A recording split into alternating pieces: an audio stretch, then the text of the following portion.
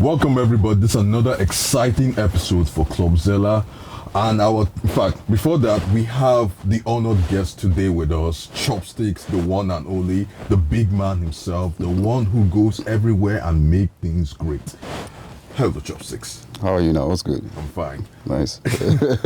Now, today's topic is, well, we always have a lot, but this one's kind of long. Lessons from music industries for comics and animations. I mean, that's a very long topic. I ain't gonna lie. Yeah, but it's an important topic actually. Thank you. And I know that whatever we say today is going to shed some light for everybody. Of course. I mean, for all those who don't know Chopstix is one of the biggest producers that have made a ton of success. I mean, I'm sure some of you have even heard that from Burna Boy to MI, and even from Eddie Golden, I believe. And in fact, I think what was the other future? Sean Paul, yes. Yeah, I mean, if you guys haven't heard his music or him producing the music, I'm sure you hear it right now. So, one of the things that we we're going to talk about is, before you even say anything, like, we know that trying to create something is very hard, especially when it's out of nothing. Mm-hmm. And trying to inspire others to do the same is also difficult because of the mindset. Yeah. So, Chops, what inspired you to become a producer? What inspired you to move the path that you are right now? I mean, for those that are watching. I think it just comes back to just who I am, my personality. So before I even started producing music, most of the people that met me, most of my colleagues who are musicians as well, when they met me as a rapper and a producer. Oh, rapper. Because I was producing my own music at the time.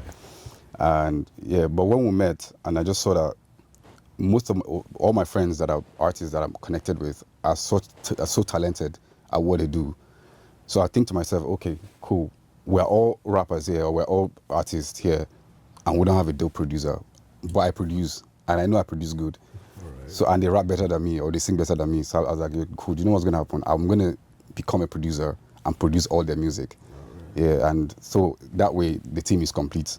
So we have all dope artists and a dope producer as well. Yeah, that's nice. Yeah. So, I know that I'm even confident that when you started, I'm sure it wasn't easy. So what were the blocks that you had when doing such things? Just Nigeria is one of the major blocks. Just being a Nigerian, and being in Nigeria. Right. And also the fact that just gain access to certain materials and just certain information can be a bit. It's easier now, but when I was starting, that was one of my major challenges. But I was lucky enough to have people around me who were also just willing to help. They just wanted to help without wanting anything back in return. Okay. Big shout out to Abuchi, by the way. He's the current CEO of Chocolate City. Oh, okay. I will always big him up anywhere because he's one of the reasons why I became a music producer. Oh, right. Yeah. I mean, that's actually for you to have inspiration for others and to yourself. Oh yeah. So why this topic is important? Because comic and animation. Yeah.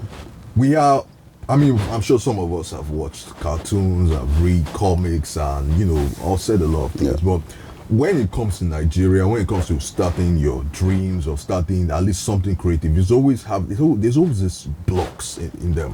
Right now, Nigeria comics have even become more known than they were before, and the animations are even becoming more known as well. Like for instance, now we know that Unique Studios, they have this comic, this animation coming up, Ianu, Child of Destiny. Oh, yeah, I think I might have seen. Yeah, I might have seen like the ads or something. Yeah. So that's it's going to be launched in Cartoon Network. I mean, when I heard about it, that was a very shocking thing. Yeah, I think it's impressive. Yeah, I think a lot of Nigerian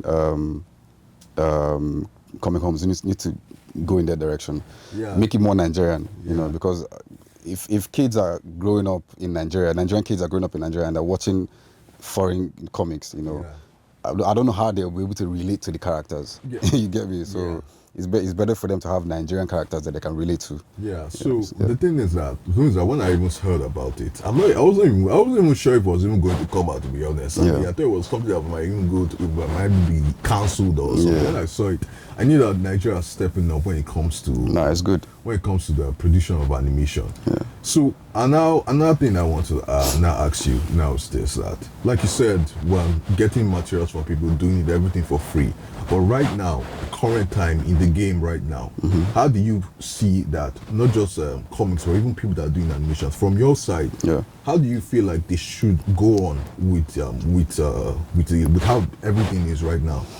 Okay, so let me take some step back and just start from like how music started, how Nigerian music industry started, and how everything and to where it is now and how big it's gotten now globally. Music before when you go out before to like in Nigeria, you go out to like clubs and lounges and all this other outings. What you will hear played in most of those places are like Western music, rap, trap, hip hop, whatever R&B of foreign artists. Then Nigerians started creating their own music, and then Nigerians thought, oh, our music is actually really good, and Nigerians started listening to Nigerian music, and then so there was no I don't think there was a collective consciousness of people saying, oh, we need to stop, or there's an announcement that they announced that we need to stop playing foreign music and just start playing only Nigerian music. Correct me if I'm wrong, but I don't think I ever heard that happening in Nigeria. It was just a collective consciousness of people thinking, oh, our music is actually great, so let's consume it. And, our music has a lot of things that we can relate to.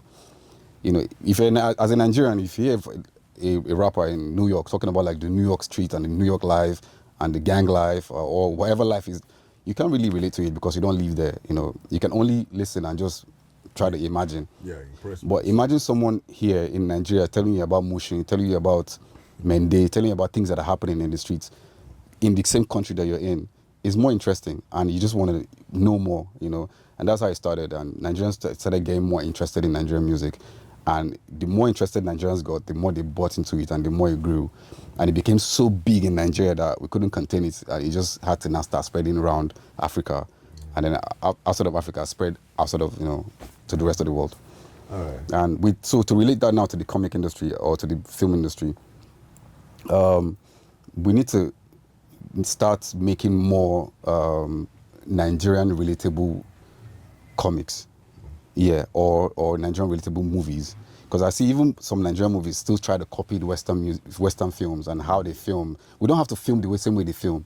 We don't have to tell our story the same way they tell their stories, because our stories are different stories. We need to tell our stories how we want to tell our stories and how it will be easier for us to relate to those stories.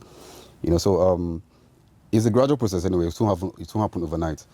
So with the comic industry, I'm happy now that I'm seeing more African characters, more Nigerian characters, and because people who are not Nigerians or people who are not Africans, they need to learn.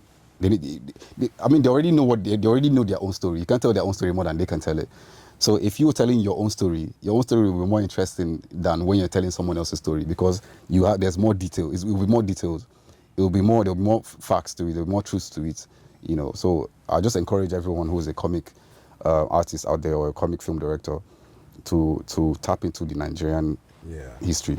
All right. So speaking of comics and all that, I mean, I'm sure that you've read some few before. I mean, at least you read something. Yeah. So what comics have you read per se? I mean, it doesn't have to be the latest, or it could be an old one. Well, so with the Nigerian comics, I don't think I've read much. Yeah, because that's what I'm saying. Most of the comics that I have access to are still the Western ones, still the same. No, that was Marvel nice. comics. I mean, I still read Marvel and DC comics. That's what I'm saying. I still read Nigerian comics. I don't mind. Yeah, I don't mind, but I would love to read a Nigerian superhero comic. Like, it's something that I would love to read. And also watch a live action, version. The live action one would be very yeah. I mean, it's like the super. I mean, first of all, I remember the time when Superman. Everybody saw the Superman movies, the old classic ones with Christopher Reeves and all that. Yeah. So there was now this one. It was the cartoon that made me be more interested in Superman. Superman's adventure. You see him fighting someone like Lobo.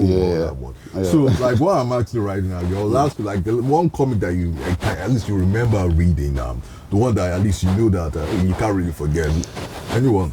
I would say it's the story of Thanos.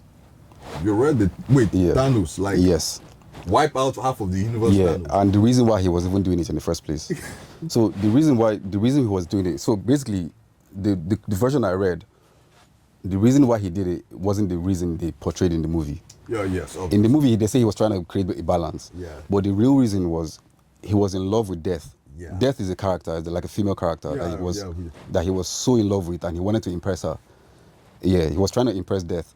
Yeah, I knew that story, but I was, Yeah. I mean, that's really damn bad. Yeah. He's trying to impress Death by wiping out half of humanity so he can gain her love, and he did it and still didn't gain her love. I mean, that's Death. How can you impress Death? I mean, Death is death, So I mean, not like the Puss in Boot kind death, but yeah, exactly. So that was what he was trying to do. So that story just, I'm like, he got like, just what? I'm like, how crazy can you be to try to wipe out half of humanity in order to impress someone whose job that is, and whose job it is to wipe out humanity? I mean, there was another one that I mean, if you are still interested in Thanos' story, I think it was another Thanos comic that they did.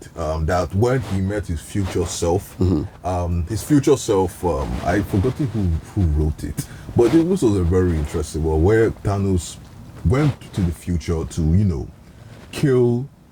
Rather, his future self brought his past self to that timeline. Then in this future, everybody's dead. He killed everybody. He's wiped out everyone. Wiped Finally. out everyone. And and do you know a funny thing? He still didn't get the girl. That's what I'm saying. You can't impress Death. He's trying so hard to impress her, but I mean, how can you impress someone who's? Yeah, I'm just trying to. And the crazy thing is, she now went with Deadpool. Yes. That was how it worked. Yeah. So because Deadpool cannot die. And that's the thing that she fell in love with. That can really make a man jealous. Exactly. So it's actually nice that you knew about the Thanos storyline. No, it's a great story. It's a great story. Shout out to whoever wrote it. I don't know who the authors are, but I think it's a wonderful story. Yeah, but I'm still gonna go with like just trying to buy half of the universe just for a bit. Yeah. Sometimes I wonder like it shows you what men will do for women. For a woman that he's in love with. Yeah. He will do anything. So now I'm sure that aside from producing, you have other things that you focus on, something that at least I'm sure that like writers and movie directors, there's always all these creative blockers, something that to free your mind and to let you express yourself. What exactly do you do when you don't produce music for just everybody? When I'm not making music, I'm just chilling. To be honest, I love to chill. I love to just chill. Okay. But most of the times I either just do sketches, I like do drawings. Oh. Yeah. I still draw. Whoa, seriously? Yeah. It feels therapeutic for me. Like it feels very because for you to be in one spot and just bring an image to life, you have to. It takes a certain level of focus and concentration. All right. Yeah, so that's what I use for my meditation. That's what I use as meditation, basically. Oh, that's nice. Wait, is there any way we can see this work? I would have come with my sketch pad, but I forgot. They told me so to you don't post it anywhere? So there's a page I used to run. This is like a long time ago. I haven't posted it there in a while. It's called Unbelievable. Unbelievable. Yeah, UNBLVLBL. Oh. Yeah. Is it like on Instagram? On Instagram. Yeah. That's nice. So I've posted a few of my pencil sketches there. Oh. Yeah, there's a sketch of J House, there's a sketch of MI. Yeah, everybody, Unbelievable. Check it out. Check it out after this conversation. Yeah, there's also a sketch of a few of my friends. Any pencil sketch you see on the page is done by me. Oh, yeah, but I post other people's works as well, just credit them as well. Yeah. Oh no, I would love to see that. I would love to see it. I mean, I'm still getting better at it. Yeah. Oh, at least I'm sure you draw better than me right now. So wait, I mean, I haven't seen your sketches yet, so you can never. Terrible. You don't even want to see me. I mean, if you attempt to draw an apple, I look like a tangerine. So yeah, that's how bad. That's how bad it is. Yeah. Like, if you try to tell me to draw a banana and look like a, like never even say nonsense before I go and disgrace myself more. Yeah. So most times I do drawings, or I just go to the beach and just chill. Just to get my mind off of music, anything music. Oh. Yeah. But I'm sure someone like you have to also take your frustration out of something like gaming. Like, oh yeah, I game a lot. Oh, so yeah, I game a lot. What mostly do you I play Call of Duty. I've played God of War. Mostly one-player games. Oh. Yeah, I don't. I have football. I have FIFA, but I don't play it. Oh, I'm terrible. It's just in the house for friends that Oh come no, around. yeah, it's on the same. I'm terrible. I'm very terrible at it. Yeah, I don't even bother try to play it. I don't play it at all. But I play most like for FPS, like first person shooter games, and maybe one-player games. Have you ever thought of doing soundtracks for games or like, Of course. or like even other animations or anything like that? Of course, definitely. I mean, Of course. because I see that, like you said right now, the way Nigerian music has gone into and the way comic industry is going and the steps we can take, improve ourselves to become better. Yeah. I feel like one thing I like about music is that when it's inside the when inside the show, the animation, the gameplay is always nice. So we always feel the moment. Yeah. And I feel like if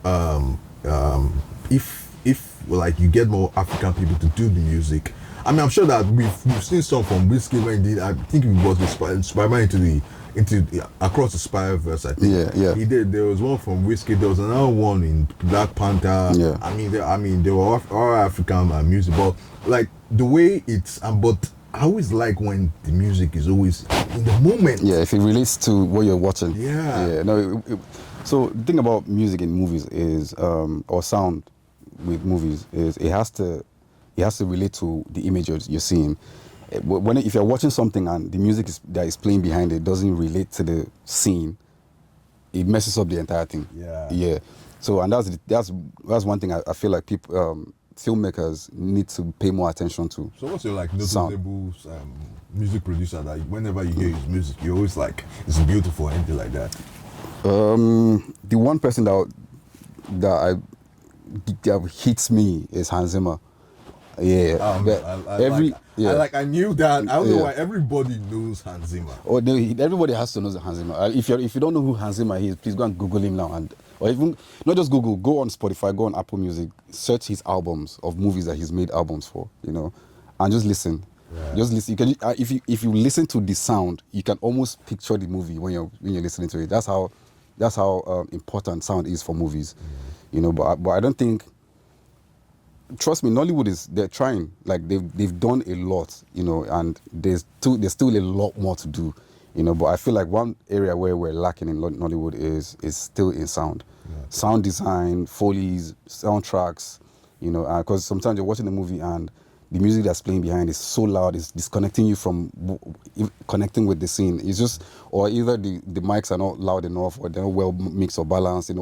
Sound is really, really, really important. You can use sound to tell a story, just sound, to tell a whole story. Imagine you now put an image on top of it. That's what brings about the immersion of any movie you're watching. All right. Yeah. So before any other thing, animation. What animation have you seen recently that you liked it, or rather, not even recently, one that always stuck to your mind that that the animation was good or something like that? I would say Love, Death, Robot. Oh, right. Wait, season 1 or just all of them? All of them. Yeah, all the team of animators that they've used for each season because it's all different animators they use for different episodes. Yeah. It was so mind blowing to me because with every episode I watch, I'm seeing a whole different style of animation. Yeah, and it tells a whole different. So the style of animation you choose to use to tell a story relates to the story. There's certain style of animation that you can use to tell a certain type of story because it just won't work. Yeah, imagine you're telling a love story. So have you seen Warhammer?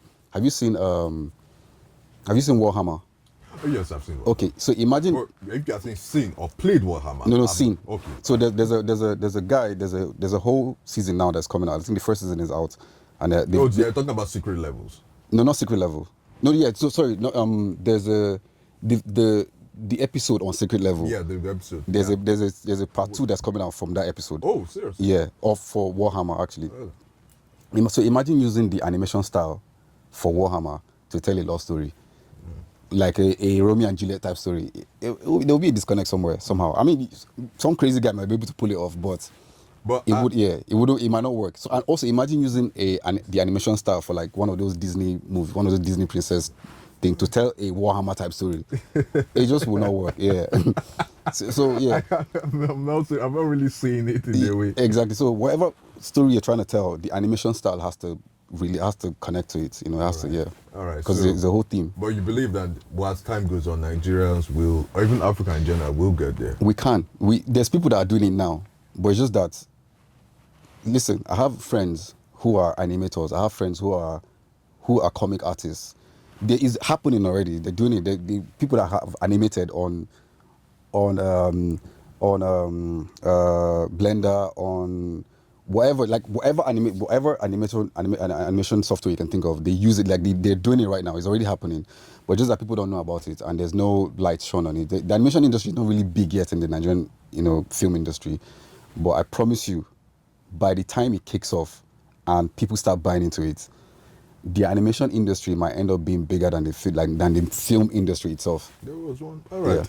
Yeah. In Nigeria, yeah. There was one that Disney did, but I can't. I've seen it. Yeah, I saw that one as well. Yeah. That's the start. Yeah. But wait till you start seeing Nigerians who choose to go the route of animating the Nigerian style. Because what we're still doing now is we're still using software. We're picking characters and just remodeling them. So most of our African characters are still looking like Disney characters. We're still designing characters to look like almost of those Disney characters. Yeah. I've seen people who are animating fresh. Like, it's not like anything you've seen anywhere before. These are brand new characters, fresh characters. In fact, most of them are on Twitter. You see them on Twitter. The people that have been doing it. One of my favorite guys, that does cartoons. I don't know if I can mention him here. Is Judosi. I love Judosi. I love his content. Oh man, that guy is fun. Look, I'm not going to lie to you. I love his content. I have watched almost all of. I think he's probably one of the most creative animators that we have in Nigeria. Definitely. Like, his storytelling is so amazing. I feel like, and funny enough, I feel like if you give these guys the budget to do an animated horror movie, you will be so impressed with what the result will be. Like, it will be so impressive. The only thing that's just holding most creatives back is just resources. Yeah. If you give a creative the resources to create, you end up having people like Kanye West. Yeah. You end up having people like Dr. Dre. You end up having people like Hans Zimmer. Once you have the resources to just run free and create, bro, there's no limit to what you can do, man. All right. So, is there any kind of advice you give those that, like I said, with all your experience you have, with all the things that even might have drawn you back to become who you are today, is there any sort of words that you want to give the audience that are watching you right now? Yes, I would say if you have an idea that sparks something in you, if you have an idea that sparks a flame in you, there's a reason why you feel that feeling. So if you're working on something and you can't feel any connection, it doesn't make you feel something, then maybe that thing is not worth it. Okay. But if you're working on something, even if that thing is not working out now, but if it makes you feel something, keep working on it, and just understand that nothing happens overnight. Don't forget whatever you see on the internet or whatever, or however people try to paint their success. I don't like it when people have struggled, years and years of struggling, and then they finally achieve or get to their success, and then they tell the story and make it sound like, oh, I just did it yesterday. I feel like that's terrible. That's actually really, really terrible and downplaying yourself. You need to understand that anything that's worth something takes time to build. It takes time. If you see a tree today that is strong and well-rooted, it took time to grow and mature. Everything that's tangible, it takes time to build. And you just need to understand that you need to take time on that thing and build it and master it, for it to become what is worth, something for the rest of the world. All right, that's very good words for everybody. Yeah. All right, let's go. It's so good to meet you, Chopstix. I mean, I still can't believe you're with me right now. It's always good to meet you. Yeah. And that's for everybody. Remember, this is proudly sponsored by Zella.Africa. Goodbye.